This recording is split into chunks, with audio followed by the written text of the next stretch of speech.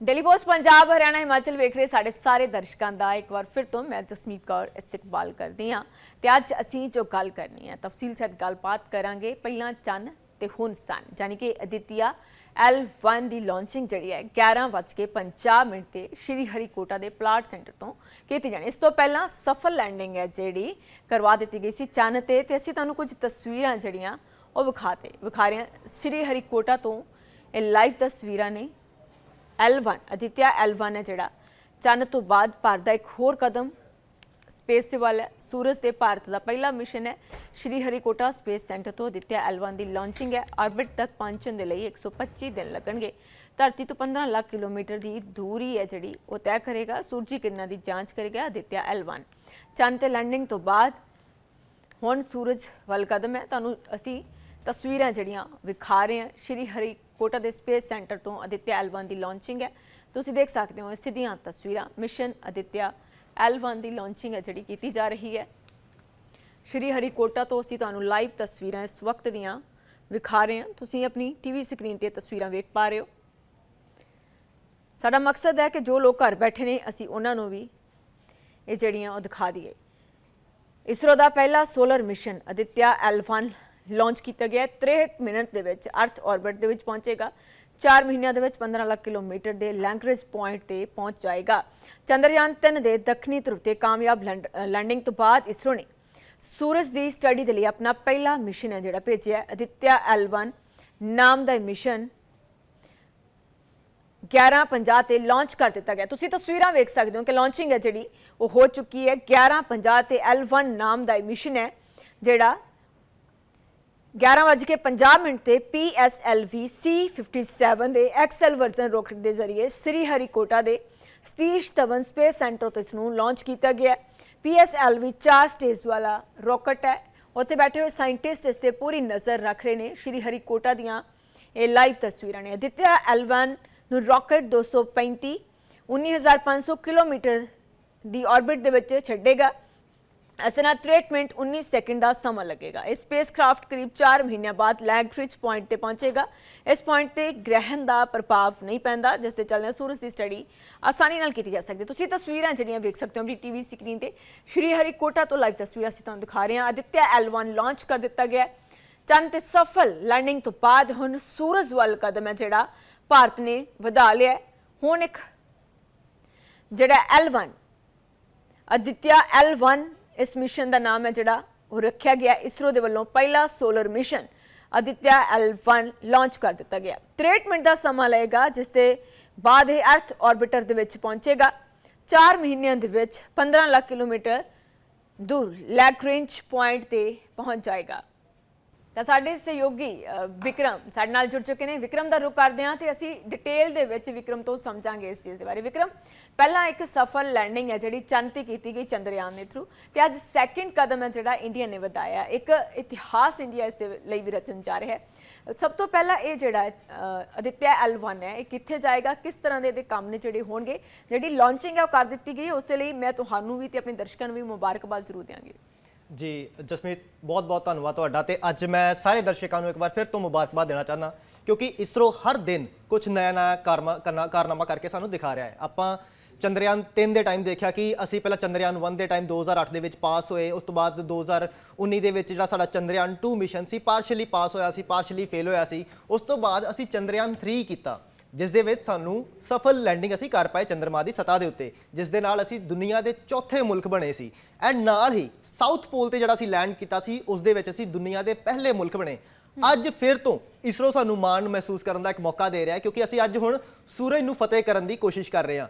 अज जिहड़ा मैं कह रहा जिहड़ा श्री हरिकोटा तो ये जिहड़ा PSLV लॉन्च किया गया इसनूं करीबन 4 महीने लगणगे क्योंकि सन दा आपां नूं पता है कि डिस्टेंस भी काफ़ी ज़्यादा है। तो ये जिहड़ा पॉइंट आ जिहड़ा आपां आदित्य L1 जिहड़ा मिशन आ आपां नूं पहलां इसनूं समझना पवेगा कि आदित्य L1 मिशन का नाम इस तरह का ही क्यों रखा गया। आदित्य का मतलब संस्कृत दे विच सन होंदा है सूरज होंदा है। तो L1 वो पॉइंट है जिथे इसनूं प्लेस किया जाएगा।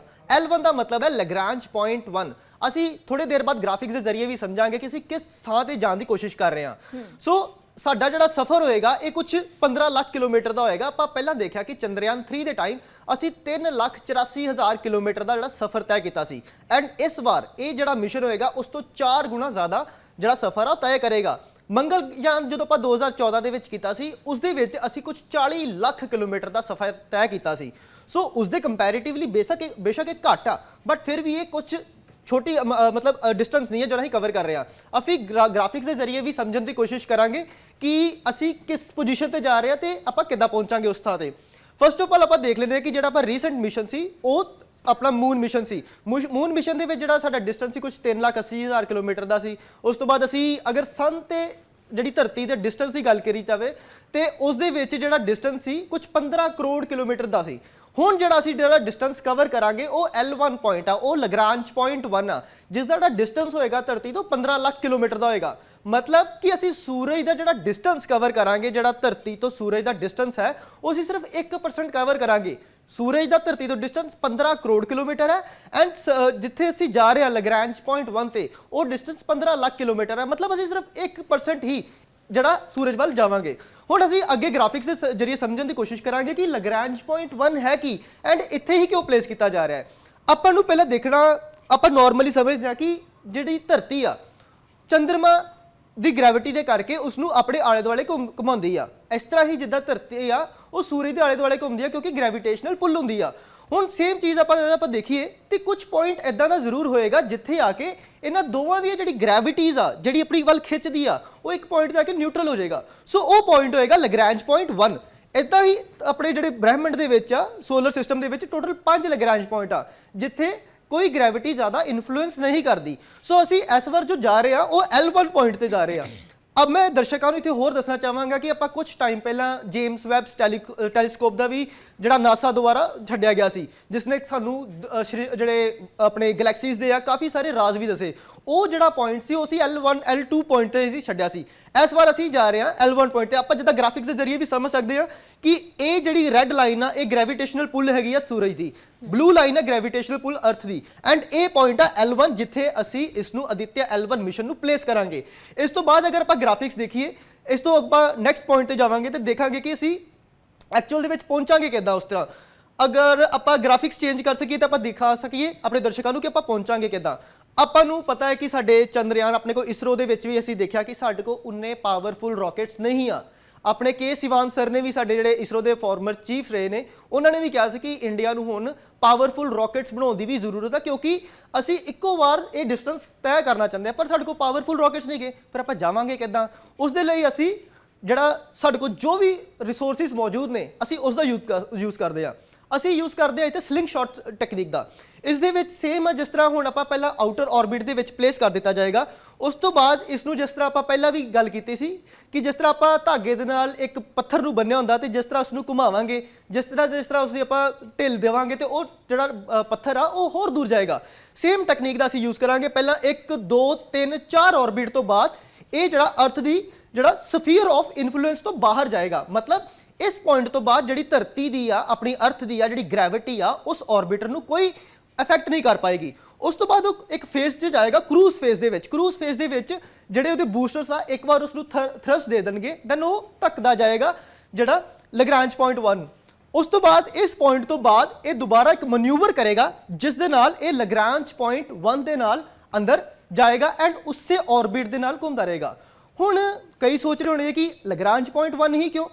इसका जवाब यह है कि अगर सपोज असी धरती के आले दुआले ही ये ऑर्बिटर प्लेस करते तो कई बार चंद्रमा सामने आ जाता है, कई बार कोई होर ग्रह सामने आ जाता है जिहदे करके ग्रहण लगते हैं तो उस दे केस दे विच सानू सीधा कम्यूनीकेशन या सीधा जिहड़ा उहदा व्यू मिल रहा सूरज का वो नहीं मिल पाएगा। सो इसे लई असी लग्रांज पॉइंट 1 ते भेज रहे हैं तां जो सानू सीधा जिहड़ा व्यू मिलता रहे जी। ਤਾਂ ਸਹੀ ਕਹਿ ਰਹੇ ਹੋ। ਲੈਂਗਰੇਜ ਜੋ ਹੈ ਉੱਥੇ ਹੀ ਪਹੁੰਚੇਗਾ। ਇਹ ਸਮਾਂ ਜਿਹੜਾ ਕਾਫੀ ਲੱਗੇਗਾ। ਵਿਕਰਮ ਇੱਕ ਚੀਜ਼ ਅਸੀਂ ਹੋਰ ਆਪਣੇ ਦਰਸ਼ਕਾਂ ਨੂੰ ਇਹ ਸਮਝਾਉਣੀ ਚਾਹਾਂਗੇ ਤੁਹਾਡੇ ਜ਼ਰੀਏ ਕਿ ਇਸਦੇ ਬੈਨੀਫਿਟਸ ਨੇ ਜਿਹੜੇ ਕੀ ਰਹਿਣ ਵਾਲੇ ਨੇ ਤੇ ਕਿੰਨਾ ਸਮਾਂ ਜਿਹੜਾ ਇਸ ਨੂੰ ਆਪਣੇ ਲੈਂਗਰੇਜ ਪੁਆਇੰਟ ਤੇ ਪਹੁੰਚਣ ਤੇ ਲੱਗੇਗਾ ਤੇ ਉੱਥੋਂ ਦੀ ਕਿਸ ਤਰ੍ਹਾਂ ਦੇ ਨਾਲ ਇਹ ਜਿਹੜੀ ਸਟੱਡੀ ਕਰੇਗਾ ਤੇ ਕਿਹੜੀ ਸਟੱਡੀ ਹੈ ਜਿਹੜੀ ਸੂਰਜ ਦੀ ਇਸ ਦੇ ਵੱਲੋਂ ਕੀਤੀ ਜਾਏਗੀ। ਜੀ ਮੈਂ ਤੁਹਾਨੂੰ ਦੱਸਣਾ ਚਾਹਾਂਗਾ ਕਿ ਇਸ ਨੂੰ ਕਰੀਬਨ 4 ਮਹੀਨੇ ਦਾ ਸਮਾਂ ਲੱਗੇਗਾ। ਆਪਾਂ 15 ਲੱਖ ਕਿਲੋਮੀਟਰ ਦਾ ਸਫ਼ਰ ਤੈਅ ਕਰਾਂਗੇ। ਲਾਸਟ ਟਾਈਮ ਇਹਨੂੰ ਆਪਾਂ ਕੰਪੈਰੀਜ਼ਨ ਕਰੂੰਗਾ ਮੈਂ ਮੰਗਲ ਜਿਹੜਾ ਆਪਾਂ ਮਿਸ਼ਨ ਕੀਤਾ ਸੀ 2014 ਦੇ ਵਿੱਚ। ਮੰਗਲ ਗ੍ਰਹਿ ਸਾਡੀ ਧਰਤੀ ਤੋਂ 40 ਲੱਖ ਕਿਲੋਮੀਟਰ ਦੂਰ ਹੈ। ਉਸ ਦਾ ਜਿਹੜਾ ਸਫ਼ਰ ਤੈਅ ਕਰਨ ਲੱਗਿਆ ਸਾਨੂੰ ਕਮ ਸੇ ਕਮ ਕਰੀਬ 1 ਸਾਲ ਲੱਗਿਆ ਸੀ। ਸੋ ਉਸ ਦੇ ਕੰਪੈਰੀਟਿਵਲੀ ਅਸੀਂ ਹਾਂ ਬਿਲਕੁਲ 4 ਮਹੀਨੇ ਦੇ ਵਿੱਚ ਇਹ ਸਫ਼ਰ ਨੂੰ ਪੂਰਾ ਕਰ ਲਾਂਗੇ। ਐਂਡ 4 ਮਹੀਨੇ ਦੇ ਵਿੱਚ ਆਪਾਂ ਉਮੀਦ ਕਰਦੇ ਹਾਂ ਕਿ ਸਾਡਾ ਜਿਹੜਾ ਆਰਬਿਟਰ ਆ L1 ਜਿਹੜਾ ਆਰਬਿਟ ਆ ਉੱਥੇ ਅਸੀਂ ਪਲੇਸ ਕਰ ਦਈਏ। ਹੁਣ ਇੱਕ ਮੇਨ ਕੁਐਸਚਨ ਆਉਂਦਾ ਬਿਲਕੁਲ ਜਿੱਦਾਂ ਤੁਸੀਂ ਕਿਹਾ ਕਿ ਇਹਦੇ ਫਾਇਦੇ ਕੀ ਹੋਣਗੇ। ਆਪਾਂ ਸੂਰਜ ਦੀ ਇਨਫੋਰਮੇਸ਼ਨ ਤੇ ਸਾਨੂੰ ਆਲਰੇਡੀ ਨਾਸਾ ਤੋਂ ਵੀ ਮਿਲ ਜਾਂਦੀ ਆ ਤੇ ਹੋਰ ਵੀ ਬੜੇ ਜਿਹੜੇ ਸਪੇਸ ਏਜੰਸੀਜ਼ ਤੋਂ ਉਹਨਾਂ ਤੋਂ ਵੀ ਮਿਲ ਸਕਦੀ ਹੈ, ਤੇ ਫਿਰ ਅਸੀਂ ਕਿਉਂ ਜਾ ਰਹੇ ਹਾਂ। ਮੈਂ ਤੁਹਾਨੂੰ ਦੱਸਣਾ ਚਾਹਾਂਗਾ ਕਿ ਅੱਜ ਦਾ ਜਿਹੜਾ ਦੌਰ ਆ ਹੁਣ ਸਪੇਸ ਦਾ ਦੌਰ ਆ। ਅਸੀਂ ਜਿਸ ਤਰ੍ਹਾਂ ਆਪਾਂ ਧਰਤੀ ਤੇ ਰਹਿੰਦੇ ਆ, ਧਰਤੀ ਦੇ ਵਿੱਚ ਸਾਨੂੰ ਵੈਦਰ ਦਾ ਪਤਾ ਹੁੰਦਾ ਕਿ ਸਾਡੇ ਇੱਥੇ ਮੌਸਮ ਦਾ ਕੀ ਹਾਲ ਹੈ, ਕਦੋਂ ਬਾਰਿਸ਼ ਪਏਗੀ, ਕਦੋਂ ਸੁੱਕਾ ਪਏਗਾ, ਕਦੋਂ ਹਵਾ ਜ਼ਿਆਦਾ ਰੁੱਖ ਬਦਲੇਗਾ, ਇਹ ਸਾਰੀ ਇਨਫੋਰਮੇਸ਼ਨ ਸਾਨੂੰ ਹੁੰਦੀ ਹੈ। ਇਸੇ ਤਰ੍ਹਾਂ ਹੁਣ ਆਉਣ ਵਾਲੇ ਸਮੇਂ ਦੇ ਵਿੱਚ ਈਵਨ ਹੁਣ ਵੀ ਸਾਨੂੰ ਸਪੇਸ ਵੈਦਰ ਦੀ ਜਾਣਕਾਰੀ ਹੋਣੀ ਬਹੁਤ ਜ਼ਰੂਰੀ ਹੈ, ਕਿਉਂਕਿ ਸਪੇਸ ਦਾ ਵੈਦਰ ਜੋ ਸਾਡਾ ਹੈ ਉਹ ਸੈਟੇਲਾਈਟਸ ਨੂੰ ਐਂਡ ਸਾਡੇ ਧਰਤੀ ਨੂੰ ਬੜਾ ਇੰਪੈਕਟ ਕਰਦਾ ਹੈ। ਅਸੀਂ ਗ੍ਰਾਫਿਕਸ ਦੇ ਜ਼ਰੀਏ ਕੁਝ ਸਮਝਣ ਦੀ ਕੋਸ਼ਿਸ਼ ਕਰਾਂਗੇ ਕਿ ਸਾਨੂੰ ਜਿਹੜਾ ਸਪੇਸ ਵੈਦਰ ਹੈ ਉਹ ਕਿਉਂ ਜ਼ਰੂਰੀ ਹੈ। ਪਹਿਲਾਂ ਦੱਸਦਾ ਕਿ ਸੂਰਜ ਤੇ ਜਿਹੜੇ ਆਪਾਂ ਦੇਖੀਏ ਇੱਕ ਅੱਗ ਦਾ ਗੋਲਾ ਹੈ, ਇੱਥੇ ਲਗਾਤਾਰ ਅਸੀਂ ਦੇਖਦੇ ਹਾਂ ਅੰਦਰ ਇਹਦੇ ਬਲਾਸਟ ਹੁੰਦੇ ਰਹਿੰਦੇ ਆ ਤੇ ਕੋਰੋਨਲ ਮਾਸ ਇਜੈਕਸ਼ਨ ਹੁੰਦੀ ਆ। ਕੋਰੋਨਲ ਮਾਸ ਇਜੈਕਸ਼ਨ ਸਿੰਪਲ ਆ, ਜਿੱਦਾਂ ਆਪਾਂ ਇੱਥੇ ਦੇਖਦੇ ਹਾਂ ਜਿਹੜਾ CME ਫਲੇਅਰਸ ਆ, ਸੋਲਰ ਫਲੇਅਰਸ ਆ, ਧਰਤੀ ਤੇ ਲਗਾਤਾਰ ਨਿਕਲਦੀਆਂ ਰਹਿੰਦੀਆਂ ਨੇ, ਜਿਸ ਦੇ ਕਰਕੇ ਇਹ ਜਿਹੜੀਆਂ ਫਲੇਅਰਸ ਆ ਪੂਰੇ ਸੋਲਰ ਸਿਸਟਮ ਦੇ ਵਿੱਚ ਫੈਲਦੀਆਂ ਵੀ ਨੇ।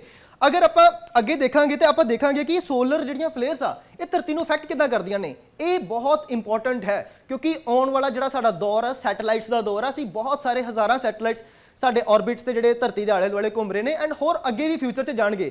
ਇਹਨਾਂ ਨੂੰ ਬਚਾਉਣ ਵਾਸਤੇ ਸਾਡੇ ਧਰਤੀ ਤੇ ਕਮਿਊਨੀਕੇਸ਼ਨ ਸੈਟਅਪ ਨੂੰ ਜਿਹੜਾ ਆਪਾਂ ਗੱਲ ਕਰ ਰਹੇ ਹਾਂ, ਫੋਨ ਤੇ ਗੱਲ ਕਰ ਰਹੇ ਹਾਂ, ਇਲੈਕਟ੍ਰਿਸਿਟੀ ਦੀ ਗੱਲ ਕੀਤੀ ਜਾਵੇ, ਇਹਨਾਂ ਸਾਰਿਆਂ ਨੂੰ ਬਚਾਉਣ ਵਾਸਤੇ ਸਾਨੂੰ ਸੋਲਰ ਜਿਹੜਾ CME ਜਾਂ ਕੋਰੋਨਲ ਮਾਸ ਇਜੈਕਸ਼ਨ ਹੋਏਗਾ, ਜਿਹੜੀ ਇਹ ਲਪਟਾਂ ਨਿਕਲਦੀਆਂ ਨੇ, ਇਹਨਾਂ ਨੂੰ ਜਾਣਨ ਦੀ ਬਹੁਤ ਜ਼ਰੂਰਤ ਆ। ਜਿੱਦਾਂ ਆਪਾਂ ਇੱਥੇ ਗ੍ਰਾਫਿਕਸ ਦੇ ਵਿੱਚ ਵੀ ਦੇਖ ਸਕਦੇ ਹਾਂ ਕਿ ਜਿੱਦਾਂ ਹੀ ਸੋਲਰ ਫਲੇਅਰਸ ਨਿਕਲਦੀਆਂ ਨੇ, ਜਿਹੜੀ ਧਰਤੀ ਜਿੱਦਾਂ ਸਪੋਜ਼ ਧਰਤੀ ਹੋ ਗਈ, ਮਾਰਸ ਹੋ ਗਿਆ, ਵੀਨਸ ਹੋ ਗਿਆ, ਸੈਟਰਨ ਹੋ ਗਿਆ, ਜਿਹੜਾ ਵੀ ਗ੍ਰਹਿ ਇਸ ਦੇ ਅੱਗੇ ਆਏਗਾ ਤੇ ਉਸ ਨੂੰ ਇਸ ਦਾ ਸਾਹਮਣਾ ਕਰਨਾ ਪਵੇਗਾ, ਜਿਹਦੇ ਨਾਲ ਉਸ ਪਲੈਨਟ ਨੂੰ ਬਹੁਤ ਹੀ ਜ਼ਿਆਦਾ ਨੁਕਸਾਨ ਹੁੰਦਾ ਹੈ। ਅਗਰ ਆਪਾਂ ਇਸ ਨੂੰ ਫਰਦਰ ਦੇਖਾਂਗੇ ਕਿ ਇਸ ਦਾ ਇੰਪੈਕਟ ਕਿੱਦਾਂ ਹੁੰਦਾ ਹੈ, ਇਸ ਦਾ ਮੈਗਨੈਟਿਕ ਜਿਹੜੀ ਹੁੰਦੀ ਆ ਧਰਤੀ ਦੀ, ਉਹ ਕਿੱਦਾਂ ਅਫੈਕਟ ਕਰਦੀ ਹੈ, ਜਿੱਦਾਂ ਹੁਣ ਆਪਾਂ ਇਸ ਤੇ ਸਮਝਣ ਦੀ ਕੋਸ਼ਿਸ਼ ਕਰਦੇ ਹਾਂ। ਅਗਰ ਆਪਾਂ ਮਾਸ ਦੀ ਗੱਲ ਕਰੀਏ ਤੇ ਮਾਸ ਦੇ ਵਿੱਚ ਜਿਹੜਾ ਇਸ ਦਾ ਮੈਗਨੈਟਿਕ ਫੀਲਡ ਆ ਬਹੁਤ ਵੀਕ ਆ, ਜਿਸ ਦੇ ਕਰਕੇ ਜਦੋਂ ਵੀ ਅਗਰ ਆਪਾਂ ਪਲੇ ਕਰ ਪਾਈਏ ਤੇ ਅਗਰ ਜਦੋਂ ਹੀ ਇਹ ਕੋਰੋਨਲ ਮਾਸ ਇਜੈਕਸ਼ਨ ਹੁੰਦੀ ਹੈ ਤੇ ਉਸ ਦੇ ਨਾਲ ਇਸ ਦੇ ਐਟਮੋਸਫੇਅਰ ਦੇ ਵਿੱਚ ਈਵਨ ਉਸ ਪਲੈਨਟ ਨੂੰ ਬਹੁਤ ਅਸਰ ਹੁੰਦਾ ਹੈ। ਆਪਾਂ ਇੱਥੇ ਦੇਖ ਸਕਦੇ ਹਾਂ ਵੀਕ ਮੈਗਨੈਟਿਕ ਫੋਰਸਿਸ ਹੋਣ ਕਰਕੇ ਨਹੀਂ ਹੋ ਪਾਇਆ।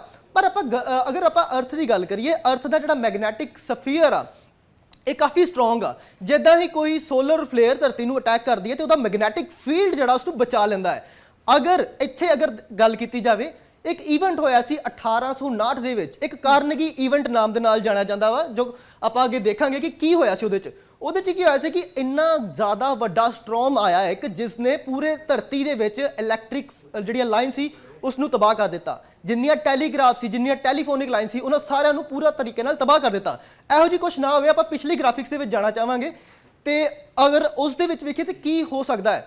ਅਗਰ ਆਪਾਂ ਇਹਨਾਂ ਈਵੈਂਟਸ ਤੋਂ ਬਚਣਾ ਹੈ ਤੇ ਸਾਨੂੰ ਸੂਰਜ ਦੀ ਜਿਹੜੀ ਸਟੱਡੀ ਆ ਉਹ ਕਰਨੀ ਬਹੁਤ ਜ਼ਰੂਰੀ ਆ। ਜੀ ਤਾਂ ਸਹੀ ਕਹਿ ਰਹੇ ਹੋ ਵਿਕਰਮ, ਇੱਕ ਬਹੁਤ ਲੰਮਾ ਜਿਹੜਾ ਪ੍ਰੋਸੈਸ ਲੱਗੇਗਾ। 4 ਮਹੀਨਿਆਂ ਦੇ ਸਮੇਂ ਦੀ ਗੱਲ ਕੀਤੀ ਜਾ ਰਹੀ ਹੈ ਕਿ ਇਹਨਾਂ ਸਮਾਂ ਲੱਗਣਾ ਹੈ। ਪਰ ਇੱਕ ਚੀਜ਼ ਹੋਰ ਬੜੀ ਇੰਟਰਸਟਿੰਗ ਜੀ ਹੈ ਕਿ ਜਦੋਂ ਆਪਾਂ ਇਸ ਤਰ੍ਹਾਂ ਦੀ ਕੋਈ ਗੱਲ ਕਰਦੇ ਹਾਂ, ਜਦੋਂ ਇਸ ਤਰ੍ਹਾਂ ਦਾ ਕੋਈ ਕਹਿ ਸਕਦੇ ਹਾਂ ਕਿ ਇਤਿਹਾਸ ਰਚਣ ਵਾਲੀ ਗੱਲ ਹੁੰਦੀ ਹੈ, ਤਾਂ ਉਦੋਂ ਦਿਮਾਗ ਦੇ ਵਿੱਚ ਇਹ ਹੁੰਦਾ ਹੈ ਕਿ ਇਸ ਤੋਂ ਪਹਿਲਾਂ ਕਦੋਂ ਹੋਇਆ, ਕਿ ਕੁਝ ਅਜਿਹੀਆਂ ਕੰਟਰੀਜ਼ ਨੇ, ਕਿਹੜੀਆਂ ਕੰਟਰੀਜ਼ ਨੇ ਜੋ ਪਹਿਲਾਂ ਇਸ ਤਰ੍ਹਾਂ ਦਾ ਮਿਸ਼ਨ ਹੈ ਜਿਹੜਾ ਸੋਲਰ ਮਿਸ਼ਨ ਕਰ ਚੁੱਕੀਆਂ ਨੇ। ਜੀ ਇਹ ਮੈਂ ਦੱਸਣਾ ਚਾਹਾਂਗਾ ਕਿ ਇਹ ਭਾਰਤ ਵਾਸਤੇ ਬੜੀ ਪ੍ਰਾਊਡ ਮੂਮੈਂਟ ਵਾਲੀ ਗੱਲ ਹੋਏਗੀ, ਕਿਉਂਕਿ ਇਸ ਤੋਂ ਪਹਿਲਾਂ ਅਗਰ ਅਸੀਂ ਕੰਟਰੀਜ਼ ਦੀ ਗੱਲ ਕਰੀਏ ਤਾਂ ਸਿਰਫ ਅਮਰੀਕਾ ਹੀ ਸਕਸੈਸਫੁਲੀ ਇਹੋ ਜਿਹੇ ਮਿਸ਼ਨ ਕਰਨ ਦੇ ਵਿੱਚ ਕਾਮਯਾਬ ਹੋ ਪਾਇਆ ਹੈ। ਨਾ ਰਸ਼ੀਆ, ਨਾ USSR ਆਪਣੇ ਜਿਹੜਾ ਸੋਵੀਅਤ ਯੂਨੀਅਨ ਸੀ ਉਹ ਵੀ ਨਹੀਂ ਕਰ ਪਾਇਆ, ਨਾ ਜਾਪਾਨ, ਨਾ ਚਾਈਨਾ, ਕੋਈ ਵੀ ਵੈਸਟਰਨ ਕੰਟਰੀ ਨਹੀਂ ਕਰ ਪਾਈ। ਇਸ ਇਲਾਵਾ ਸਿਰਫ ਜਿਹੜਾ ਯੂਰਪੀਅਨ ਸਪੇਸ ਏਜੰਸੀ ਉਸ ਦੇ ਵਿੱਚ ਜਰਮਨੀ ਨੇ ਕਰਕੇ ਦਿਖਾਇਆ ਸੀ, ਬਟ ਉਹ ਵੀ ਯੂਰਪੀਅਨ ਸਪੇਸ ਏਜੰਸੀ ਦੇ ਵਿੱਚ।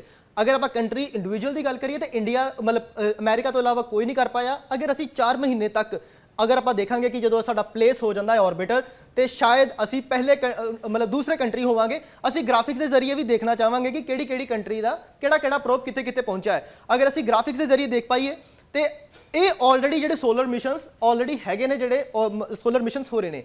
ਅਗਰ ਆਪਾਂ ਕਰੰਟਲੀ ਦੇਖੀਏ ਜਿਹੜਾ ਸਭ ਤੋਂ ਨੇੜੇ ਗਿਆ ਵਾ ਸੂਰਜ ਦੇ ਉਹ ਹੈ ਪਾਰਕਰ ਸੋਲਰ ਪ੍ਰੋਬ, ਜਿਹੜਾ ਸੂਰਜ ਦੇ ਇੰਨਾ ਕਰੀਬ ਗਿਆ ਹੈ ਕਿ ਉਹਦਾ ਜਿਹੜਾ ਡਿਸਟੈਂਸ ਰਹਿ ਗਿਆ ਸੀ ਸੂਰਜ ਤੋਂ ਸਿਰਫ 80 ਲੱਖ ਕਿਲੋਮੀਟਰ ਦਾ ਰਹਿ ਗਿਆ ਸੀ।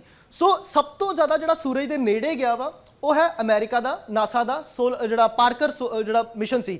ਇਸ ਤੋਂ ਇਲਾਵਾ ਹੋਰ ਵੀ ਕਈ ਮਿਸ਼ਨਸ ਗਏ ਨੇ। ਜਾਪਾਨ ਦੀ ਗੱਲ ਕਰੀ ਜਾਈਏ ਤੇ ਜਾਪਾਨ ਦਾ EU VST ਜੈਕਸਾ ਦਾ ਜਿਹੜਾ ਮਿਸ਼ਨ ਗਿਆ ਸੀ ਉਹ ਬਸ ਫਰਕ ਇੰਨਾ ਹੈ ਕਿ ਜਿਹੜਾ ਜਾਪਾਨ ਦਾ ਗਿਆ ਸੀ ਉਹ ਅਰਥ ਨੂੰ ਆਰਬਿਟ ਕਰ ਰਿਹਾ ਹੈ। ਲੈਗਰੈਂਜ ਪੁਆਇੰਟ ਜਿਹੜੇ ਆਪਾਂ ਗੱਲ ਕੀਤੀ ਆ ਉਸ ਪੁਆਇੰਟ ਤੇ ਕੋਈ ਵੀ ਨਹੀਂ ਗਿਆ।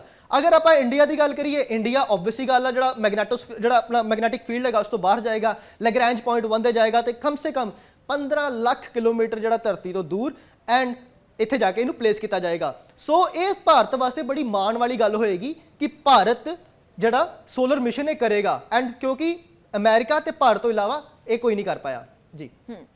ਤਾਂ ਵਿਕਰਮ, ਇਹ ਸਾਰੀਆਂ ਚੀਜ਼ਾਂ ਹੋ ਗਈਆਂ, ਕਿਹੜੀਆਂ ਕੰਟਰੀਜ਼ ਗਈਆਂ, ਕਿਹੜੀਆਂ ਕੰਟਰੀਜ਼ ਸਫਲ ਹੋਈਆਂ, ਇਹ ਉਹ ਸਾਰੀਆਂ ਚੀਜ਼ਾਂ ਸੀ। ਹੁਣ ਜਿਹੜਾ ਹੈ ਸਫਲ ਪ੍ਰੀਖਣ ਹੈ ਜਿਹੜਾ ਉਸ ਦੀ ਉਮੀਦ ਕੀਤੀ ਜਾ ਰਹੀ ਹੈ। ਪਰ ਇੱਕ ਚੀਜ਼ ਅਸੀਂ ਹੋਰ ਇੱਥੇ ਜ਼ਰੂਰ ਜਾਣਨੀ ਚਾਹਾਂਗੇ ਤੇ ਆਪਣੇ ਦਰਸ਼ਕਾਂ ਨੂੰ ਵੀ ਦੱਸਣੀ ਚਾਹਾਂਗੇ ਕਿ ਅਗਲੇ ਹੋਰ ਕਿਹੜੇ ਜਿਹੜੇ ਪ੍ਰੋਜੈਕਟਸ ਨੇ ਅਪਕਮਿੰਗ ਹੋ ਸਕਦੇ ਨੇ। ਜੀ, ਇਹ ਬਹੁਤ ਸਾਨੂੰ ਮੈਂ ਕਹਿੰਦਾ ਕਿ ਸਾਡੇ ਸਾਰੇ ਭਾਰਤ ਵਾਸੀਆਂ ਨੂੰ ਬਹੁਤ ਹੋਰ ਮਾਣ ਮਹਿਸੂਸ ਕਰਾਵੇਗਾ। ਸਾਡੇ ਬਹੁਤ ਸਾਰੇ ਸਪੇਸ ਮਿਸ਼ਨਸ ਨੇ। ਅਸੀਂ ਆਪਾਂ ਤੁਹਾਨੂੰ ਪਤਾ ਹੈ ਚੰਦਰਮਾ ਨੂੰ ਵੀ ਫਤਿਹ ਕਰ ਲਿਆ ਹੈ, ਮੰਗਲ ਗ੍ਰਹਿ ਤੇ ਵੀ ਸਾਡਾ ਆਰਬਿਟਰ ਮੌਜੂਦ ਹੈ। ਫਿਊਚਰ ਦੇ ਵਿੱਚ ਅਸੀਂ ਲੈਂਡਰ ਵੀ ਸ਼ਾਇਦ ਉੱਥੇ ਭੇਜਾਂਗੇ ਕਿਉਂਕਿ ਚਾਈਨਾ ਦਾ ਵੀ ਆਲਰੇਡੀ ਲੈਂਡਰ ਦੀ ਤਿਆਰੀ ਕਰ ਰਿਹਾ, ਲੈਂਡ ਕਰਨ ਦੀ ਤਿਆਰੀ ਕਰ ਰਿਹਾ ਮੰਗਲ ਗ੍ਰਹਿ ਤੇ। ਇਸ ਤੋਂ ਇਲਾਵਾ ਜਿਸ ਤਰ੍ਹਾਂ ਅੱਜ ਸਾਡਾ ਅਦਿੱਤਿਆ L1 ਮਿਸ਼ਨ ਹੈ, ਅਦਿੱਤਿਆ L1 ਮਿਸ਼ਨ ਅਗਲੇ 4 ਮਹੀਨੇ ਦੇ ਵਿੱਚ ਕੰਪਲੀਟ ਹੋ ਜਾਏਗਾ। ਇਸ ਤੋਂ ਇਲਾਵਾ ਜਿਹੜੇ ਸਾਡੇ ਮਿਸ਼ਨਸ ਨੇ ਜੋ ਬਹੁਤ ਹੀ ਮੈਂ ਕਹਾਂਗਾ ਕਿ ਸਾਡੇ ਲੋਕਾਂ ਨੂੰ ਗੂਸਬੰਪਸ ਦੇਣਗੇ ਉਹ ਹੈ ਕਿ ਅਸੀਂ ਅਗਲੇ ਸਾਲ ਜਾਂ ਉਸ ਤੋਂ ਅਗਲੇ ਸਾਲ ਵੀਨਸ ਤੇ ਵੀ ਜਾ ਰਹੇ ਹਾਂ। ਵੀਨਸ ਅਗਰ ਆਪਾਂ ਗੱਲ ਕਰੀਏ ਧਰਤੀ ਦੇ ਅਗਰ ਰਾਈਟ ਸਾਈਡ ਦੀ ਗੱਲ ਕਰੀਏ ਤਾਂ ਅਸੀਂ ਮਾਰਸ ਤੇ ਪਹੁੰਚ ਗਏ ਹਾਂ। ਹੁਣ ਜਿਹੜਾ ਸਾਡਾ ਦੂਸਰਾ ਗਵਾਂਢੀ ਪਲੈਨਟ ਆ ਸਾਨੂੰ ਉੱਥੇ ਵੀ ਜਾਣਾ ਜ਼ਰੂਰੀ ਹੈ। ਸੋ ਅਸੀਂ ਅਗਲੇ ਕੁਝ ਸਾਲਾਂ ਦੇ ਵਿੱਚ ਵੀਨਸ ਤੇ ਵੀ ਜਾ ਰਹੇ ਹਾਂ। ਇਸ ਤੋਂ ਇਲਾਵਾ ਅਸੀਂ ਗਗਨਯਾਨ ਮਿਸ਼ਨ ਲਾਂਚ ਕਰ ਰਹੇ ਹਾਂ ਕੁਝ ਮਤਲਬ ਅਗਲੇ ਸਾਲ ਆਈ ਥਿੰਕ ਇਹ ਲਾਂਚ ਹੋ ਜਾਏਗਾ। ਗਗਨਯਾਨ ਦੇ ਵਿੱਚ ਅਸੀਂ ਕੀ ਕਰ ਰਹੇ ਹਾਂ, ਅਸੀਂ ਜਿਹੜੇ ਆਪਣੇ ਐਸਟਰੋਨੌਟਸ ਆ ਉਹਨਾਂ ਨੂੰ ਸਪੇਸ ਦੇ ਵਿੱਚ ਭੇਜਾਂਗੇ। ਇਸ ਦੀ ਆਲਰੇਡੀ ਤਿਆਰੀ ਚੱਲ ਰਹੀ ਆ। ਜਿਹੜਾ RLV ਟੈਕਨੋਲੋਜੀ ਆ ਉਸ ਦਾ ਵੀ ਅਸੀਂ ਇਸਤੇਮਾਲ ਕਰਕੇ ਦੇਖ ਲਿਆ, ਉਸਦੇ ਟ੍ਰਾਇਲ ਚੱਲ ਰਹੇ ਨੇ। ਇਦਾਂ ਨਹੀਂ ਹੈ ਕਿ ਸਾਡੇ ਭਾਰਤ ਦੇ ਜਿਹੜੇ ਐਸਟਰੋਨੌਟਸ ਆ ਸਪੇਸ ਦੇ ਵਿੱਚ ਨਹੀਂ ਗਏ। ਇਸ ਤੋਂ ਪਹਿਲਾਂ ਰਾਕੇਸ਼ ਸ਼ਰਮਾ 1984 ਦੇ ਵਿੱਚ ਗਏ ਸੀ। ਪਰ ਇੱਥੇ ਮੇਨ ਕੁਐਸਚਨ ਆਉਂਦੀ ਹੈ ਕਿ ਸਾਡੀ ਧਰਤੀ ਤੋਂ ਉਹਨਾਂ ਦਾ ਲਾਂਚ ਨਹੀਂ ਹੋਇਆ। ਉਹਨਾਂ ਦਾ ਲਾਂਚ USSR ਦੀ ਧਰਤੀ ਤੋਂ ਹੋਇਆ ਸੀ ਐਂਡ USSR ਦੇ ਜਿਹੜੇ ਸ਼ਟਲ ਤੇ ਅਸੀਂ ਬੈਠ ਕੇ ਆਪਣੇ ਪਹਿਲੇ ਐਸਟਰੋਨੌਟਸ ਨੂੰ ਭੇਜਿਆ ਸੀ। ਹੁਣ ਸਾਡਾ ਜਿਹੜਾ ਇਹ ਮਿਸ਼ਨ ਹੋਏਗਾ ਗਗਨਯਾਨ ਆਉਣ ਵਾਲੇ ਕੁਝ ਟਾਈਮ ਦੇ ਵਿੱਚ ਅਸੀਂ ਉਹ ਵੀ ਦੇਖਾਂਗੇ। ਇਸ ਤੋਂ ਇਲਾਵਾ ਜਿਹੜੇ ਸਾਡੇ ਆਪਾਂ ਕਹਿ ਲਈਏ ਕਿ ਚੰਦਰਯਾਨ 4 ਮਿਸ਼ਨ ਵੀ ਕਰਨ ਜਾ ਰਹੇ ਹਾਂ ਆਉਣ ਵਾਲੇ ਟਾਈਮ ਦੇ ਵਿੱਚ। ਚੰਦਰਯਾਨ 4 ਮਿਸ਼ਨ ਜਿਹੜਾ ਸਾਡਾ ਹੋਏਗਾ ਉਹ ਜਾਪਾਨ ਦੇ ਨਾਲ ਕੋਲੈਬੋਰੇਸ਼ਨ ਦੇ ਵਿੱਚ ਹੋਏਗਾ। ਇਸ ਤੋਂ ਇਲਾਵਾ ਮੈਂ ਦੱਸਣਾ ਚਾਹਾਂਗਾ ਕਿ ਅਸੀਂ US ਦੇ ਨਾਲ ਤੇ ਹੋਰ 28 ਕੰਟਰੀਜ਼ ਦੇ ਨਾਲ ਇੱਕ ਆਰਟੇਮਿਸ ਅਕੋਰਡ ਵੀ ਸਾਈਨ ਕੀਤਾ ਹੈ। ਆਰਟੇਮਿਸ ਅਕੋਰਡ ਉਹੀ ਹੈ ਜਿਸ ਦੇ ਵਿੱਚ ਅਸੀਂ ਆਪਣੇ ਐਸਟਰੋਨੌਟਸ ਨੂੰ ਚੰਦਰਮਾ ਦੀ ਧਰਤੀ ਤੇ ਲੈਂਡ ਕਰਾਂਗੇ। ਹਾਲੇ ਤੱਕ ਅਸੀਂ ਆਪਣੇ ਰੋਵਰ ਨੂੰ ਲੈਂਡ ਕੀਤਾ ਹੈ। ਹੁਣ ਸਾਡੀ ਆਰਟੇਮਿਸ ਜਿਹੜਾ ਮਿਸ਼ਨ ਅਗਰ ਆਪਾਂ ਕੰਪਲੀਟ ਕਰਦੇ ਹਾਂ ਅਗਲੇ ਆਉਣ ਵਾਲੇ ਸਾਲਾਂ ਦੇ ਵਿੱਚ ਅਮਰੀਕਾ ਦੇ ਨਾਲ, ਸੋ ਅਸੀਂ ਆਪਣੇ ਐਸਟਰੋਨੌਟਸ ਨੂੰ ਵੀ ਚੰਦਰਮਾ ਦੀ ਸਤ੍ਹਾ ਤੇ ਭੇਜਾਂਗੇ। ਐਂਡ ਇਸ ਤੋਂ ਇਲਾਵਾ ਵੀ ਜਿਹੜੇ ਆਪਣੇ ਜਿਹੜੇ ਮਿਸ਼ਨਸ ਹੈਗੇ ਨੇ ਅਸੀਂ ਜੁਪੀਟਰ ਤੇ ਜਾਣਾ ਹੈ। ਜੁਪੀਟਰ ਦਾ ਜਿਹੜਾ ਇੱਕ ਮੂਨ ਕਹਿ ਲਓ ਜਿਹੜਾ ਟਾਈਟਨ ਮੂਨ ਆ ਅਸੀਂ ਉੱਤੇ ਵੀ ਜਾਣਾ ਹੈ। ਸਾਡੇ ਕਾਫੀ ਸਾਰੇ ਜਿਹੜੇ ਮਿਸ਼ਨਸ ਹੈਗੇ ਨੇ ਜਿਹੜੇ ਫਿਊਚਰ ਦੇ ਵਿੱਚ ਆਉਣ ਵਾਲੇ ਨੇ ਜੀ। ਤਾਂ ਸਹੀ ਕਹਿ ਰਹੇ ਹੋ ਵਿਕਰਮ, ਇਸ ਪੂਰੇ ਮਿਸ਼ਨ ਤੇ 378 ਕਰੋੜ ਰੁਪਏ ਦੀ ਲਾਗਤ ਆਈ ਹੈ। ਔਰ ਇੱਕ ਚੀਜ਼ ਬੜੀ ਹੈਰਾਨੀ ਕਰਦੀ ਹੈ ਕਿ ਅਸੀਂ ਡਿਵੈਲਪਿੰਗ ਨੇਸ਼ਨ ਹੈ ਔਰ ਇੱਕ ਤੋਂ ਬਾਅਦ ਇੱਕ ਜਿਹੜੇ ਨੇ ਮਿਸ਼ਨ ਸਾਡੇ ਸਫਲ ਹੋ ਰਹੇ ਨੇ। ਪਹਿਲਾਂ ਚੰਦਰਯਾਨ ਸਫਲ ਹੋਇਆ ਤਾਂ ਅਸੀਂ ਉਮੀਦ ਕਰਦੇ ਹਾਂ ਕਿ ਹੁਣ ਇਹ ਮਿਸ਼ਨ ਵੀ ਸਫਲ ਹੋ ਜਾਏ। ਇਸੇ ਨੂੰ ਲੈ ਕੇ ਸਾਡੇ ਸਹਿਯੋਗੀਆਂ ਨੇ ਇੱਕ ਰਿਪੋਰਟ ਬਣਾਈ ਹੈ। ਪਹਿਲਾਂ ਅਸੀਂ ਉਹ ਰਿਪੋਰਟ ਜ਼ਰੂਰ ਵੇਖ ਲੈਂਦੇ ਹਾਂ।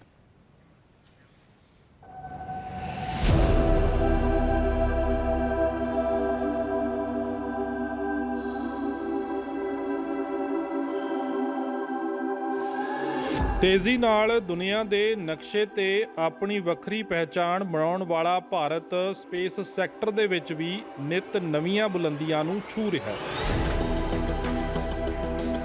ਹਾਲ ਹੀ ਦੇ ਵਿੱਚ ਮਿਸ਼ਨ ਚੰਦਰਯਾਨ 3 ਦੇ ਵਿੱਚ ਸਫਲਤਾ ਹਾਸਲ ਕਰਕੇ ਭਾਰਤ ਦੁਨੀਆ ਦਾ ਚੌਥਾ ਅਜਿਹਾ ਮੁਲਕ ਬਣਿਆ ਜੋ ਚੰਦਰਮਾ ਦੀ ਸਤ੍ਹਾ ਤੇ ਸੌਫਟ ਲੈਂਡ ਕਰ ਸਕਿਆ। ਨਾਲ ਹੀ ਚੰਦਰਮਾ ਦੇ ਸਾਊਥ ਪੋਲ ਤੇ ਲੈਂਡ ਕਰਨ ਵਾਲਾ ਭਾਰਤ ਦੁਨੀਆ ਦਾ ਪਹਿਲਾ ਮੁਲਕ ਬਣ ਗਿਆ। ਚੰਨ ਤੇ ਭਾਰਤ ਦਾ ਝੰਡਾ ਲਹਿਰਾਉਣ ਵਾਲਾ ਇਸਰੋ ਹੁਣ ਸੂਰਜ ਨੂੰ ਫਤਿਹ ਕਰਨ ਜਾ ਰਿਹਾ ਹੈ। ਦੱਸ ਦਈਏ ਕਿ ਇਸਰੋ ਹੁਣ ਸੂਰਜ ਦੇ ਅਧਿਐਨ ਦੇ ਲਈ ਅਦਿੱਤਿਆ L1 ਆਰਬਿਟਰ ਨੂੰ ਭੇਜ ਰਿਹਾ ਹੈ। ਜ਼ਿਕਰ ਖਾਸ ਹੈ ਕਿ ਇਸਰੋ ਨੇ ਇਸ ਆਰਬਿਟਰ ਦਾ ਨਾਮ ਅਦਿੱਤਿਆ ਇਸ ਲਈ ਰੱਖਿਆ ਹੈ ਕਿਉਂਕਿ ਅਦਿੱਤਿਆ ਸੂਰਜ ਦਾ ਹੀ ਦੂਜਾ ਨਾਮ ਹੈ।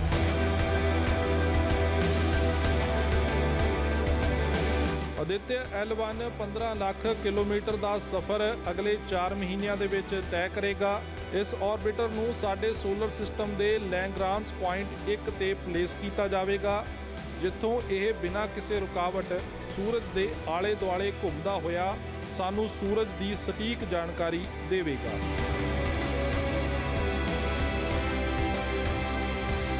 ਆਦਿਤਿਆ L1 ਮਿਸ਼ਨ ਭਾਰਤ ਦਾ ਪਹਿਲਾ ਸੋਲਰ ਮਿਸ਼ਨ ਹੈ। ਜੇਕਰ ਦੁਨੀਆ ਦੇ ਦੂਜੇ ਦੇਸ਼ਾਂ ਦੀ ਗੱਲ ਕੀਤੀ ਜਾਵੇ ਤਾਂ ਇਸ ਤੋਂ ਪਹਿਲਾਂ ਸਿਰਫ ਅਮਰੀਕਾ ਤੇ ਯੂਰਪੀਅਨ ਸਪੇਸ ਏਜੰਸੀ ਨੇ ਹੀ ਇਸ ਵਿੱਚ ਸਫਲਤਾ ਹਾਸਲ ਕੀਤੀ ਹੈ। ਸੋਲਰ ਮਿਸ਼ਨ ਕੋਈ ਸੌਖਾ ਮਿਸ਼ਨ ਨਹੀਂ। ਇਸ ਗੱਲ ਦਾ ਅੰਦਾਜ਼ਾ ਇਸ ਤੋਂ ਲਗਾਇਆ ਜਾ ਸਕਦਾ ਹੈ ਕਿ ਰਸ਼ੀਆ, ਚੀਨ ਅਤੇ ਜਾਪਾਨ ਵਰਗੇ ਮੁਲਕ ਇਸ ਮਿਸ਼ਨ ਦੇ ਵਿੱਚ ਹੁਣ ਤੱਕ ਕੋਈ ਸਫਲਤਾ ਹਾਸਲ ਨਹੀਂ ਕਰ ਪਾਏ।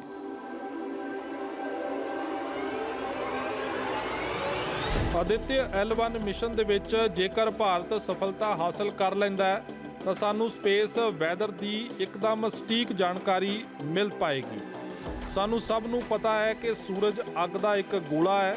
ਇਸ ਅੱਗ ਦੇ ਗੋਲੇ ਦੇ ਵਿੱਚੋਂ ਸਮੇਂ-ਸਮੇਂ ਤੇ ਸੋਲਰ ਫਲੇਅਰ ਨਿਕਲਦੀਆਂ ਨੇ ਜੋ ਸਾਡੇ ਸਪੇਸ ਵੈਦਰ ਨੂੰ ਬਹੁਤ ਪ੍ਰਭਾਵਿਤ ਕਰਦੀਆਂ ਨੇ। ਇਹ ਸੋਲਰ ਫਲੇਅਰ ਸਾਡੀਆਂ ਸੈਟੇਲਾਈਟਸ ਤੇ ਖਾਸਾ ਅਸਰ ਪਾਉਂਦੀਆਂ ਨੇ। ਨਾਲ ਹੀ ਖਤਰਨਾਕ ਫਲੇਅਰਸ ਧਰਤੀ ਤੇ ਸਾਡੇ ਸਾਰੇ ਕਮਿਊਨੀਕੇਸ਼ਨ ਨੂੰ ਤਬਾਹ ਕਰ ਸਕਦੀਆਂ ਨੇ। ਇਸ ਲਈ ਸਾਡੇ ਕੋਲ ਸੂਰਜ ਤੋਂ ਆ ਰਹੀ ਹਰ ਤਰ੍ਹਾਂ ਦੀ ਹਲਚਲ ਦਾ ਸਟੀਕ ਡਾਟਾ ਹੋਣਾ ਬਹੁਤ ਜ਼ਰੂਰੀ ਹੈ। ਉਮੀਦ ਕਰਦੇ ਹਾਂ ਕਿ ਚੰਦਰਯਾਨ 3 ਦੀ ਤਰ੍ਹਾਂ ਆਦਿਤਿਆ L1 ਵੀ ਆਪਣੇ ਇਸ ਮਿਸ਼ਨ ਦੇ ਵਿੱਚ ਸਫਲਤਾ ਹਾਸਲ ਕਰੇਗਾ ਤੇ ਇੱਕ ਵਾਰ ਮੁੜ ਤੋਂ ਪੂਰਾ ਦੇਸ਼ ਇਸਰੋ ਦੀ ਇਸ ਸਫਲਤਾ ਦਾ ਜਸ਼ਨ ਮਨਾਏਗਾ। ਨਾਲ ਹੀ ਸਪੇਸ ਦੀ ਦੁਨੀਆ ਦੇ ਵਿੱਚ ਨਵੀਆਂ ਉਚਾਈਆਂ ਨੂੰ ਛੂਹੇਗਾ। ਡੈਸਕ ਤੋਂ ਲਲਿਤ ਪਾਂਡੇ ਦੇ ਨਾਲ ਵਿਕਰਮ ਸੰਧੂ ਦੀ report, daily post, Punjab, Haryana, Himachal.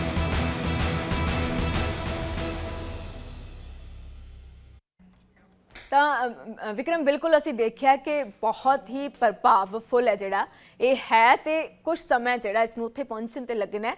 ਜੇ ਆਪਾਂ ਅੱਗੇ ਦੀ ਗੱਲ ਕਰੀਏ ਤਾਂ ਜਿਹੜਾ ਹੈ ਸੋਲਰ ਮਿਸ਼ਨ ਹੈ, ਇਸ ਦੇ ਵਿੱਚ ਇਕਵਿਪਮੈਂਟਸ ਕਿੰਨੇ ਵਰਤੇ ਗਏ ਨੇ? ਜੀ, ਮੈਂ ਦੱਸਣਾ ਚਾਹਾਂਗਾ ਕਿ ਇਹ ਜਿਹੜਾ ਆਰਬਿਟਰ ਗਿਆ ਹੈ, ਇਸ ਦੇ ਵਿੱਚ ਟੋਟਲ 7 ਡਿਫਰੈਂਟ ਤਰੀਕੇ ਦੇ ਜਿਹੜੇ ਇਨਸਟਰੂਮੈਂਟਸ ਲੱਗੇ ਨੇ ਜੋ ਅਲੱਗ-ਅਲੱਗ ਸਾਡੀ ਰੀਡਿੰਗਸ ਨੂੰ ਮੈਜ਼ਰ ਕਰਨਗੇ। ਕੁਝ ਜਿਹੜੇ ਇਨਸਟਰੂਮੈਂਟਸ ਹੋਣਗੇ ਉਹ ਇਹ ਡਿਟੈਕਟ ਕਰਨਗੇ ਕਿ ਜਦੋਂ ਕੋਈ ਤੂਫਾਨ ਆਉਂਦਾ ਹੈ ਸੂਰਜ ਦੇ ਅੰਦਰ, ਹੁਣ ਜਿਹੜਾ ਆਪਾਂ ਟੈਕਨੀਕਲ ਟਰਮ ਕਰੀਏ ਤੇ ਟੈਕਨੀਕਲ ਟਰਮ ਦੇ ਵਿੱਚ ਇਸ ਨੂੰ ਕੋਰੋਨਲ ਮਾਸ ਇਜੈਕਸ਼ਨ ਕਹਿੰਦੇ ਆ। ਪੰਜਾਬੀ ਦੇ ਵਿੱਚ ਆਪਾਂ ਇਸ ਨੂੰ ਇੱਕ ਕਹਿ ਦਈਏ ਕਿ ਸੂਰਜ ਦੇ ਵਿੱਚ ਜਿਹੜਾ ਤੂਫਾਨ ਆਉਂਦਾ ਹੈ, ਉਹ ਜਦੋਂ ਆਉਂਦਾ ਤੇ ਉਸ ਦੀ ਪ੍ਰੀ ਕੰਡੀਸ਼ਨਸ ਕੀ ਹੁੰਦੀਆਂ ਨੇ। ਜਿੱਦਾਂ ਆਪਾਂ ਧਰਤੀ ਤੇ ਰਹਿੰਦੇ, ਆਪਾਂ ਧਰਤੀ ਦੇ ਵਿੱਚ ਦੇਖਦੇ ਆ ਕਿ ਜਦੋਂ ਮੀਂਹ ਆਉਣਾ ਹੁੰਦਾ ਹੈ ਤੇ ਇੱਕ ਪਹਿਲਾਂ ਛੋਟੇ-ਛੋਟੇ ਜਿਹੜੇ ਕਲਾਊਡਸ ਹੁੰਦੇ ਆ ਉਹ ਆਉਣਾ ਸਟਾਰਟ ਹੁੰਦੇ ਆ। ਸੀਰੀਜ਼ ਨਾਮ ਦੇ ਕਲਾਊਡ ਹੁੰਦੇ, ਉਹਨਾਂ ਨੂੰ ਕਿਹਾ ਜਾਂਦਾ ਹੈ। ਉਹ ਕਲਾਊਡਸ ਆਉਂਦੇ ਆ, ਉਸ ਤੋਂ ਬਾਅਦ ਵੱਡੇ ਕਲਾਊਡਸ ਆਉਂਦੇ ਆ ਜਿਹਦੇ ਕਰਕੇ ਬਾਰਿਸ਼ ਹੁੰਦੀ ਆ, ਜਾਂ ਹਵਾਵਾਂ ਦੇ ਰੁਖ ਤੋਂ ਵੀ ਸਾਨੂੰ ਪਤਾ ਲੱਗਦਾ ਹੈ ਕਿ ਕਦੋਂ ਸਾਡੀ ਧਰਤੀ ਤੇ ਬਾਰਿਸ਼ ਕਿੱਥੇ ਹੋਏਗੀ। ਇਸ ਤਰ੍ਹਾਂ ਹੀ ਜਦੋਂ ਕੋਈ ਤੂਫਾਨ ਸੂਰਜ ਦੇ ਅੰਦਰ ਆਉਂਦਾ ਹੈ ਤੇ ਉਸ ਦੀ ਕੋਈ ਪ੍ਰੀ ਕੰਡੀਸ਼ਨ ਪਹਿਲਾਂ ਹੋਏਗੀ ਕਿ ਉਹ ਤੂਫਾਨ ਆਉਣ ਤੋਂ ਪਹਿਲਾਂ ਦੀ ਕੰਡੀਸ਼ਨ ਕੀ ਹੋਏਗੀ, ਉਸ ਤੂਫਾਨ ਤੋਂ ਬਾਅਦ ਦੀ ਕੰਡੀਸ਼ਨਸ ਕੀ ਹੋਏਗੀ, ਐਂਡ ਉਹ ਤੂਫਾਨ ਦਾ ਜਿਹੜਾ ਰੁਖ ਕਿੱਧਰ ਨੂੰ ਹੋਏਗਾ, ਤਾਂ ਜੋ ਅਸੀਂ ਆਪਣੇ ਸੈਟੇਲਾਈਟਸ ਨੂੰ ਅਗਰ ਉਸ ਡਾਇਰੈਕਸ਼ਨ ਦੇ ਵਿੱਚ ਆ ਰਹੀਆਂ ਨੇ ਤੇ ਉਹਨਾਂ ਨੂੰ ਮੂਵ ਕਰ ਸਕੀਏ। ਇੱਥੇ ਇੰਟਰਸਟਿੰਗ ਗੱਲ ਇੱਕ ਹੋਰ ਵੀ ਆ ਕਿ ਜਿਹੜਾ ਸਾਡਾ ਇੰਸਟਰੂਮੈਂਟ ਆ ਉਹ ਇਹ ਵੀ ਸਟੱਡੀ ਕਰੇਗਾ। ਆਪਾਂ ਅਗਰ ਗੱਲ ਕਰੀਏ ਸੂਰਜ ਦੀ ਗੱਲ ਕਰੀਏ ਤੇ ਸੂਰਜ ਦਾ ਜਿਹੜਾ ਕੋਰ ਦਾ ਟੈਂਪਰੇਚਰ, ਜਿਹੜੇ ਉਹਦੇ ਅੰਦਰ ਟੈਂਪਰੇਚਰ ਆ, ਉਹ 15 ਲੱਖ ਡਿਗਰੀ ਸੈਲਸੀਅਸ ਆ। ਅਗਰ ਆਪਾਂ ਆਊਟਰ ਲੇਅਰ ਦੀ ਗੱਲ ਕਰੀਏ ਤੇ ਆਊਟਰ ਲੇਅਰ ਦਾ ਜਿਹੜਾ ਟੈਂਪਰੇਚਰ ਆ ਕੁਝ 5,500 ਡਿਗਰੀ ਸੈਲਸੀਅਸ ਆ। ਮਤਲਬ ਇਹ ਕਿੰਨੀ ਹੈਰਾਨ ਵਾਲੀ ਗੱਲ ਆ ਕਿ ਸੂਰਜ ਦੇ ਅੰਦਰ ਜਿਹੜਾ ਤਾਪਮਾਨ ਆ ਉਹ 15 ਲੱਖ ਡਿਗਰੀ ਸੈਲਸੀਅਸ ਆ, ਬਟ ਜਿਹੜਾ ਆਊਟਰ ਤੇ ਤਾਪਮਾਨ ਆ ਉਹ ਸਿਰਫ 5,500 ਡਿਗਰੀ ਸੈਲਸੀਅਸ ਆ। 5,500 ਡਿਗਰੀ ਸੈਲਸੀਅਸ ਸਾਡੇ ਵਾਸਤੇ ਤੇ ਮਤਲਬ ਕਹੀਏ ਤੇ ਬਿਲਕੁਲ ਘੱਟ ਨਹੀਂ ਆ। ਇਸ ਦੀ ਮੈਂ ਐਗਜ਼ਾਮਪਲ ਦੇਣਾ ਚਾਹਾਂਗਾ ਕਿ ਜਦੋਂ ਜਾਪਾਨ ਤੇ ਨਿਊਕਲੀਅਰ ਹਮਲਾ ਕੀਤਾ ਗਿਆ ਸੀ ਅਮਰੀਕਾ ਦੁਆਰਾ, ਦੈਨ ਜਿਸ ਟਾਈਮ ਉਹ ਨਿਊਕਲੀਅਰ ਬੰਬ ਜਾਪਾਨ ਦੀ ਧਰਤੀ ਤੇ ਡਿੱਗਿਆ ਸੀ, ਉਸ ਪੁਆਇੰਟ ਤੇ ਜਿਹੜਾ temperature C 5,000 degree Celsius C. And ਇਹ ਜਿਹੜਾ ਸੂਰਜ ਦਾ ਆਊਟਰ ਲੇਅਰ ਤੇ ਟੈਂਪਰੇਚਰ ਹੈ ਕੁਝ 5,500 ਡਿਗਰੀ ਸੈਲਸੀਅਸ, ਮਤਲਬ 500 ਡਿਗਰੀ ਸੈਲਸੀਅਸ ਹੋਰ ਜ਼ਿਆਦਾ ਹੋਏਗਾ। ਅਸੀਂ ਉਸ ਟੈਂਪਰੇਚਰ ਤੇ ਅਸੀਂ ਜਿਹੜੇ ਲੋਕ ਸੀ ਜਾਪਾਨ ਦੇ ਵਿੱਚ ਉਹ ਭਾਫ ਬਣ ਕੇ ਉੱਡ ਗਏ ਸੀ। ਇਹ ਬੜੀ ਵੱਡੀ ਗੱਲ ਆ। ਐਂਡ ਜਿਹੜਾ ਆਪਾਂ ਸੂਰਜ ਦੀ ਗੱਲ ਕਰਾਂਗੇ ਤੇ ਸੂਰਜ ਦੇ ਵਿੱਚ ਇਹ ਟੈਂਪਰੇਚਰ ਡਿਫਰੈਂਸ ਆਂਦਾ ਕਿੱਦਾਂ ਵਾ। ਮਤਲਬ ਅਗਰ ਕਿਸੇ ਚੀਜ਼ ਦੇ ਅੰਦਰ, ਕਿਸੇ ਆਪਾਂ ਆਬਜੈਕਟ ਦੇ ਅੰਦਰ ਲਗਾਤਾਰ ਅੱਗ ਹੋ ਰਹੀ ਆ, ਬਲਾਸਟ ਹੋ ਰਹੇ ਨੇ, ਤੇ ਫਿਰ 15 ਲੱਖ ਜਿਹੜਾ ਟੈਂਪਰੇਚਰ ਅੰਦਰ ਆ ਐਂਡ 5,000 ਡਿਗਰੀ ਜਿਹੜਾ ਟੈਂਪਰੇਚਰ ਬਾਹਰ ਆ, ਇਹ ਡਿਫਰੈਂਸ ਬਣਦਾ ਕਿਸ ਤਰ੍ਹਾਂ ਵਾ। ਉਸ ਤੋਂ ਬਾਅਦ ਜਿਹੜਾ ਆਦਿਤਿਆ L1 ਆ ਉਹ ਇਹ ਵੀ ਸਟੱਡੀ ਕਰੇਗਾ ਕਿ ਜਿਹੜੀ ਆਪਣੀ CME ਆ, ਕੋਰੋਨਲ ਮਾਸ ਇਜੈਕਸ਼ਨ, ਜਾਂ ਫਿਰ ਜਿਹਨੂੰ ਕਹਿੰਦੇ ਆ ਕਿ ਸੋਲਰ ਦਾ ਤੂਫਾਨ ਆ, ਉਹ ਕਿਸ ਡਾਇਰੈਕਸ਼ਨ 'ਚ ਆਏਗਾ ਆਪਾਂ ਉਹਨਾਂ ਕੈਲਕੂਲੇਟ ਕਰ ਸਕਦੇ ਹਾਂ। ਹੈਰਾਨ ਵਾਲੀ ਗੱਲ ਮੈਂ ਇਹ ਵੀ ਦੱਸਦਾ ਕਿ ਅੱਜ ਜਿਸ ਦਿਨ ਇਹ ਆਦਿਤਿਆ 11 ਲਾਂਚ ਹੋ ਰਿਹਾ, ਉਸ ਦਿਨ ਵੀ, ਅੱਜ ਦੇ ਦਿਨ ਵੀ ਇੱਕ ਛੋਟਾ ਜਿਹਾ ਤੂਫਾਨ ਧਰਤੀ ਦੀ ਤਰਫ ਆ ਰਿਹਾ ਹੈ ਜੋ ਸੋਲਰ ਦਾ ਹੈ। ਉਮੀਦ ਕਰਦੇ ਹਾਂ ਕਿ ਇਹ ਇੰਨਾ ਡੈਮੇਜ ਨਹੀਂ ਕਰੇਗਾ, ਕਿਉਂਕਿ ਅਗਰ ਡੈਮੇਜ ਕਰੇਗਾ ਤੇ ਸਾਡੇ ਟੈਲੀਕਮਿਊਨੀਕੇਸ਼ਨ ਦੇ ਸਾਰੇ ਜਿਹੜੀਆਂ ਚੀਜ਼ਾਂ ਉਹਨਾਂ ਨੂੰ ਅੱਗ ਲੱਗ ਸਕਦੀ ਆ, ਸਾਡੇ ਇਲੈਕਟ੍ਰਿਕ ਵਾਇਰਸ ਨੂੰ ਲੱਗ ਸਕਦੀ ਆ। ਜਿਸ ਦਾ ਅਸੀਂ ਦੇਖਿਆ ਕਿ ਕਾਰਨੇਗੀ ਇਵੈਂਟ 1859 ਦੇ ਵਿੱਚ 1859 ਦੇ ਵਿੱਚ ਕਾਰਨੇਗੀ ਇਵੈਂਟ ਹੋਇਆ ਸੀ, ਜਦੋਂ ਇੱਕ ਕਾਫੀ ਵੱਡੀ ਸੋਲਰ ਜਿਹੜੀ ਫਲੇਅਰ ਸੀ ਉਹਦਾ ਤੂਫਾਨ ਦੇ ਅੱਗੇ ਧਰਤੀ ਆ ਗਈ ਸੀ।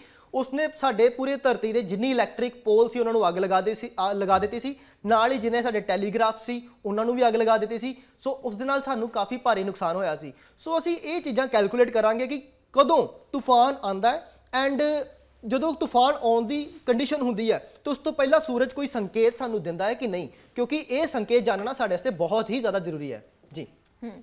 ਤਾਂ ਵਿਕਰਮ, ਜਿਸ ਤਰ੍ਹਾਂ ਤੁਸੀਂ ਇੱਕ ਤੂਫਾਨ ਦੀ ਗੱਲ ਕਰ ਰਹੇ ਹੋ, ਤੂਫਾਨ ਤੋਂ ਯਾਦ ਆਇਆ ਕਿ ਉਧਰ ਚੰਦਰਯਾਨ 3 ਦੇ ਤਹਿਤ ਜੋ ਚੰਦ ਦੀ ਸਤਹ ਤੇ ਇੱਕ ਭੂਚਾਲ ਹੈ ਜਿਹੜਾ ਉਹ ਰਿਕਾਰਡ ਕੀਤਾ ਗਿਆ, ਇਹ ਵੀ ਆਪਣੇ ਆਪ ਦੇ ਵਿੱਚ ਬੜੀ ਇੱਕ ਹੈਰਾਨ ਕਰਨ ਵਾਲੀ ਗੱਲ ਹੈ। ਔਰ ਚੰਦਰਯਾਨ 3 ਦੀ ਗੱਲ ਕਰੀਏ ਤਾਂ ਕੀ ਕੁਝ ਸਫਲਤਾਵਾਂ ਉਸ ਦੀਆਂ ਰਹੀਆਂ ਸੀ, ਆਪਣੇ ਦਰਸ਼ਕਾਂ ਨੂੰ ਅਸੀਂ ਯਾਦ ਜ਼ਰੂਰ ਕਰਵਾਉਣਾ ਚਾਹਾਂਗੇ।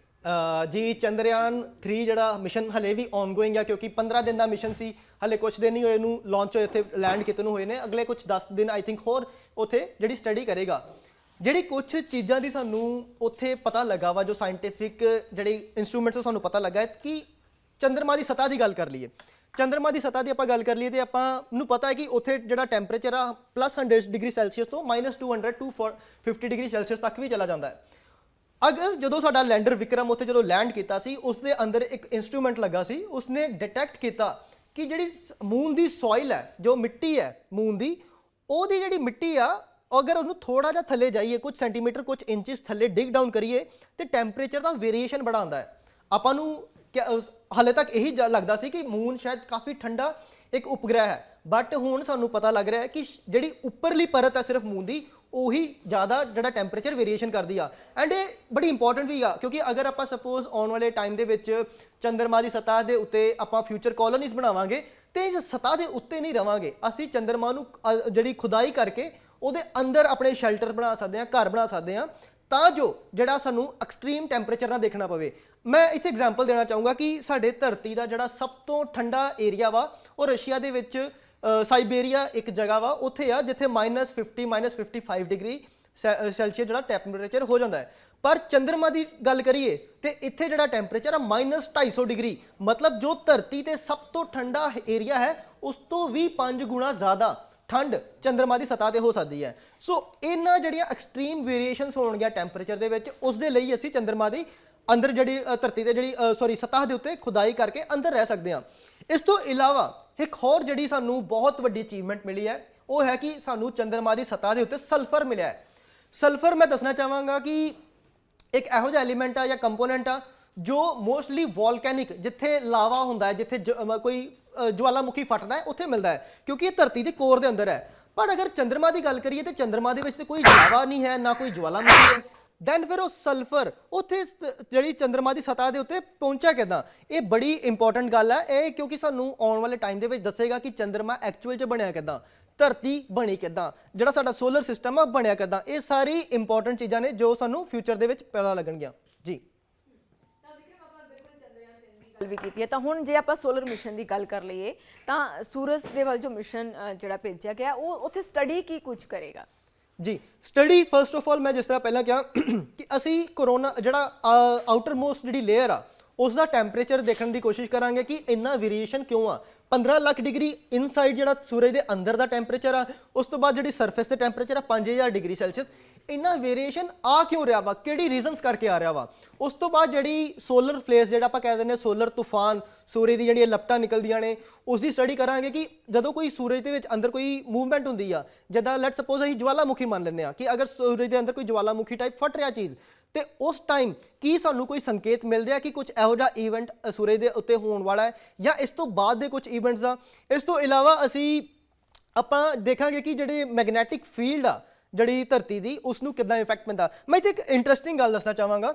ਆਪਾਂ ਦੇਖਦੇ ਹਾਂ ਕਿ ਨਦਰਨ ਲਾਈਟਸ ਦਾ ਸਾਡੇ ਦਰਸ਼ਕਾਂ ਨੂੰ ਸ਼ਾਇਦ ਪਤਾ ਹੋਏਗਾ ਕਿ ਨਾਰਵੇ, ਸਵੀਡਨ, ਫਿਨਲੈਂਡ, ਅਗਰ ਆਪਾਂ ਪੋਲਸ ਦੀ ਗੱਲ ਕੀਤੀ ਜਾਵੇ, ਅਗਰ ਧਰਤੀ ਦੇ ਉੱਪਰਲੇ ਪੋਲਸ ਦੀ ਗੱਲ ਕੀਤੀ ਜਾਵੇ ਤੇ ਉਸ ਤੇ ਨਦਰਨ ਲਾਈਟਸ ਆਉਂਦੀਆਂ ਨੇ। ਨਦਰਨ ਲਾਈਟਸ ਦਾ ਜਿਹੜਾ ਮੇਨ ਫੰਕਸ਼ਨ ਆ, ਜਿਹੜਾ ਨਦਰਨ ਲਾਈਟਸ ਜੋ ਦਿਖਦੀਆਂ ਨੇ ਐਕਚੁਅਲ 'ਚ ਉਹ ਸੋਲਰ ਤੋਂ ਜਿਹੜੀ ਆਹੀ ਤੂਫਾਨ ਆਏ ਹੁੰਦੇ ਆ, ਉਹ ਜਦੋਂ ਸਾਡੀ ਧਰਤੀ ਦੀ ਮੈਗਨੈਟਿਕ ਫੀਲਡ ਨਾਲ ਟਕਰਾਉਂਦੇ ਆ ਤੇ ਉਹ ਜਿਹੜੀ ਲਾਈਟਸ ਦਿੰਦੇ ਨੇ, ਜਿਹੜੀਆਂ ਨਾਰਦਰਨ ਲਾਈਟਸ ਨੇ ਜੀ।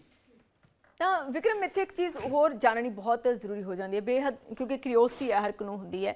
ਜ਼ਿਆਦਾਤਰ ਕੀ ਕਰਦੇ ਆ ਕਿ ਅਸੀਂ ਵਿਦੇਸ਼ਾਂ ਤੋਂ ਬਹੁਤ ਸਾਰੀਆਂ ਚੀਜ਼ਾਂ ਜਿਹੜੀਆਂ ਮੰਗਵਾਉਂਦੇ ਹਾਂ, ਫਿਰ ਆਪਣਾ ਕੰਮ ਪੂਰਾ ਕਰਦੇ ਹਾਂ। ਕਿ ਇਹ ਜੋ ਮਿਸ਼ਨ ਹੈ, ਜੋ ਅਦਿੱਤਿਆ L1 ਲਾਂਚ ਕੀਤਾ ਗਿਆ, ਇਹ ਕਿਸ ਤਰ੍ਹਾਂ ਦੇ ਨਾਲ ਕਿਸੇ ਕੰਟਰੀ ਦੇ ਨਾਲ ਇਸ ਦਾ ਕੋਲੈਬੋਰੇਸ਼ਨ ਸੀ ਜਾਂ ਇੰਡੀਆ ਦੇ ਵੱਲੋਂ ਇਕੱਲਾ ਹੀ ਕੀਤਾ ਗਿਆ? ਜੀ ਵੈਸੇ ਸਾਨੂੰ ਇਸ ਚੀਜ਼ 'ਤੇ ਬਹੁਤ ਪ੍ਰਾਊਡ ਹੁੰਦਾ ਹੈ, ਸਾਨੂੰ ਮਾਣ ਹੋਣਾ ਵੀ ਚਾਹੀਦਾ, ਕਿਉਂਕਿ ਇਹਦੇ ਵਿੱਚ ਵੀ ਮੋਸਟ ਜਿਹੜੀ ਕੰਪੋਨੈਂਟਸ ਹੈ ਜਾਂ ਇੰਸਟਰੂਮੈਂਟ ਆ ਉਹ ਇੰਡੀਅਨ ਆ। ਅਗਰ ਅਸੀਂ ਰਾਕਟ ਦੀ ਗੱਲ ਕਰੀਏ ਤੇ ਰਾਕਟ ਦੇ ਵਿੱਚ ਯੂਜ਼ ਹੋਣ ਵਾਲਾ ਵਿਕਾਸ ਇੰਜਨ ਉਹ ਵੀ ਮੇਡ ਇਨ ਇੰਡੀਆ ਵਾ। PSLV ਜਿਹੜੇ ਅੱਜ 57 ਤੇ ਲਾਂਚ ਕੀਤਾ ਗਿਆ ਉਹ ਵੀ ਮੇਡ ਇਨ ਇੰਡੀਆ ਹੈ। ਇੰਸਟਰੂਮੈਂਟਸ ਲੱਗੇ ਨੇ ਉਹ ਵੀ ਸਾਡੇ ਜਿਹੜੇ ਸੈਟੇਲਾਈਟ ਸੈਂਟਰ ਨੇ, ਸਪੇਸ ਐਪਲੀਕੇਸ਼ਨ ਸੈਂਟਰਸ ਨੇ, ਉਹਨਾਂ ਵੱਲੋਂ ਤਿਆਰ ਕੀਤੇ ਗਏ ਆ।